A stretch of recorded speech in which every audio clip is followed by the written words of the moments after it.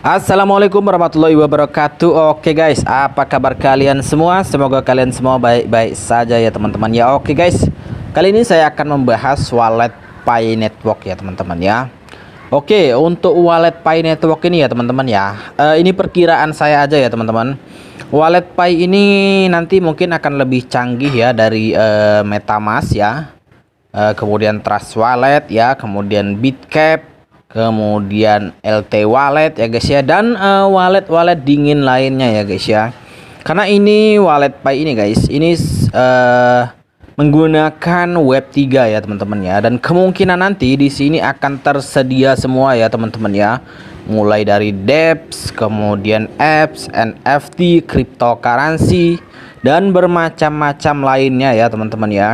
Ini hanya masalah waktu aja ya guys ya. Mungkin setelah open mainnet ini bisa saja terrealisasi ya guys ya, setelah open mainnet, atau mungkin nanti ketika Pi sudah ada nilainya ya guys ya. Oke, kita baca dulu artikel ini ya guys ya.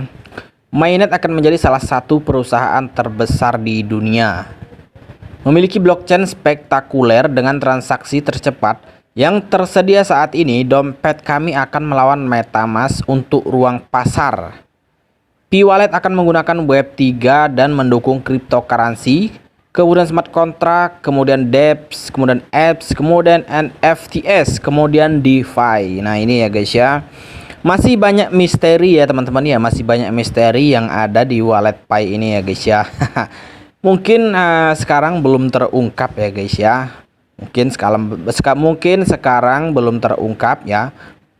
Bisa saja nanti terungkapnya setelah kita berhasil membangun ekosistem, kemudian sudah membangun utilitas.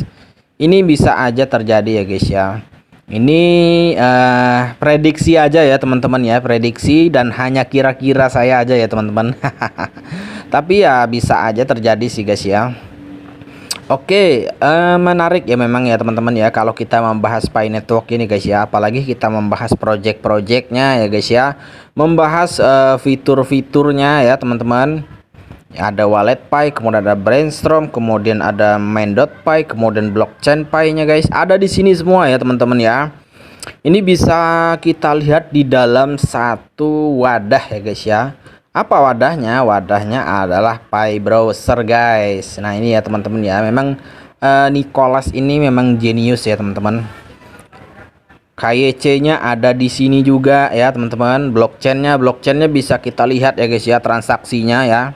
Tidak seperti kripto lainnya, kita harus memeriksa di Chrome, harus memeriksa di smart contract-nya. Nah ya, ini kan enak ya teman-teman ya, tinggal kita masuk ke Pi Browser, di situ semua terlihat ya teman-teman, transaksi mulai dari mengirim koin, kemudian transaksi, semua terbaca di blockchainnya ya guys. Oke, kita masuk aja ke wallet Pi-nya ya teman-teman. Kita masuk ke wallet Pi-nya, kita obrak-abrik ya guys ya.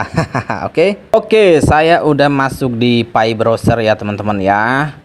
Oke, wallet Pi-nya ada ya di sini guys, chat Pi-nya, kemudian Brainstorm-nya, main.py-nya, blockchain-nya, develop Pi-nya, KYC Pi-nya ada di sini semua ya teman-teman ya. Mungkin bisa jadi Pi Browser ini nanti akan mengalahkan browser-browser yang lainnya ya teman-teman ya, mesin-mesin pencarian yang lainnya, tapi itu ya nanti ya teman-teman ya. Sekarang kan kita masih berproses ya. Oke, kita lihat wallet Pi-nya guys. Oke, nah uniknya di sini ya teman-teman ya, kita harus menggunakan prasa sandi ya guys ya. Maka untuk para pioner ya, kalian harus jaga baik-baik prasa sandi kalian, jangan sampai hilang, apalagi sampai terhapus. Nah, usahakan kalian perbanyak penyimpanan ya teman-teman ya.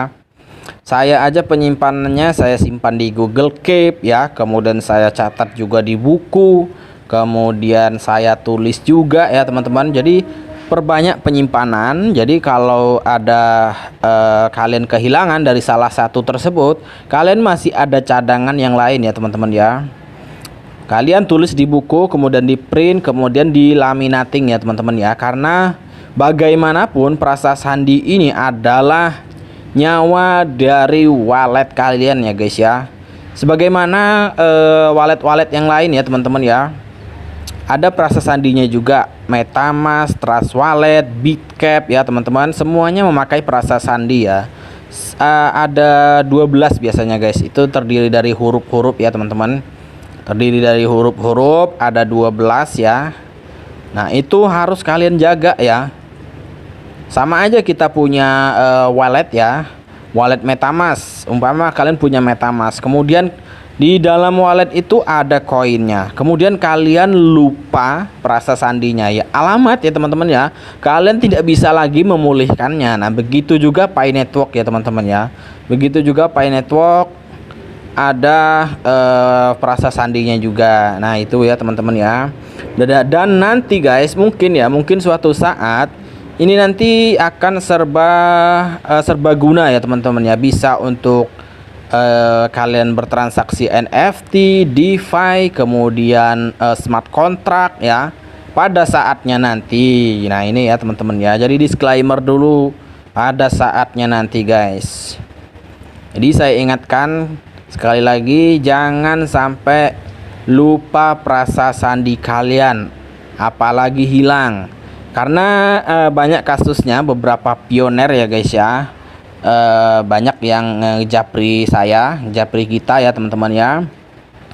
Dia kehilangan prasa sandi, satu ya teman-teman ya. Kedua, ada yang kasus prasa sandinya disimpan ya di HP, di catatan, tapi ada satu huruf yang terhapus. Nah ini guys, ini masalah juga ya teman-teman ya, bingung, bisa-bisa masuk angin guys gara-gara kehilangan prasa sandi. Nah makanya itu dijaga ya prasa sandi kalian. Oke guys, saya ajak kalian melihat Bitcap ya teman-teman ya, Bitcap. Saya ajak kalian melihat Bitcap. Oke guys, saya lagi proses masuk di Bitcap ya teman-teman. Nah, ini saya udah masuk nih guys. Ini ada Aptos ya, nggak ketang-ketang, cuma berapa rupiah. Oke, kita lihat-lihat ya teman-teman ya, lihat-lihat Bitgert ya. Nah di sini saya menyimpan Bitcoin F ya guys ya. Nah mungkin nanti wallet Pi Network juga akan seperti ini juga ya teman-teman ya, mungkin ya, mungkin. Ini hanya perkiraan saya aja ya teman-teman ya. Kemudian ada juga nih yang Polygon ya guys ya.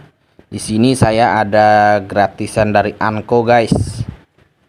Nah usahakan untuk kalian jangan sampai menyimpan USDT di wallet seperti ini ya guys ya, karena biasanya kena dusting guys. Nah kalau untuk Pi Network insya Allah aman teman-teman, insya Allah ya, mudah-mudahan aman.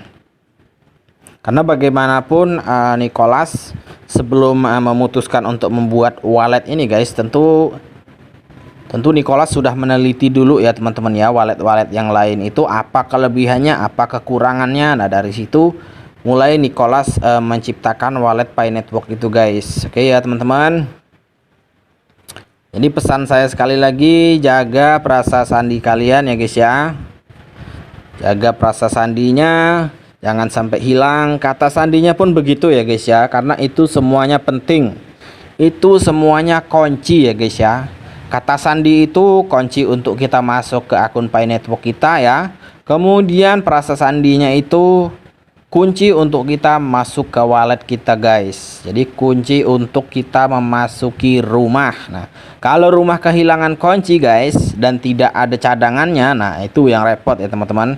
Makanya kalian harus simpan di lain tempat juga ya guys ya. Jadi supaya kunci cadangannya masih ada guys. Kunci tiruannya ya. Bukan tiruan ya guys ya. Oke ya teman-teman ya. Oke guys, itu aja dulu ya teman-teman ya informasinya. Semoga bermanfaat ya teman-teman. Jangan lupa diklik petirnya, tetap semangat, jangan banyak mengeluh ya teman-teman ya. Biarkan nyinyiran orang-orang yang nyinyir, kagak usah didengerin guys. Toh bukan dia juga yang ngasih kita makan ya teman-teman ya. Dia mau nyinyir bebek dungu, mau bebek geprek, mau bebek goreng, terserah ya teman-teman ya. Jangan sampai kita mengusik juga ya teman-teman. Jangan sampai kita mengusik, jangan sampai kita berdebat karena masalah yang sepele guys. Oke ya teman-teman. Ini aja dulu informasinya, semoga bermanfaat ya guys ya. Sekian aja. Assalamualaikum warahmatullahi wabarakatuh. Salam petir, salam sukses untuk kita semua.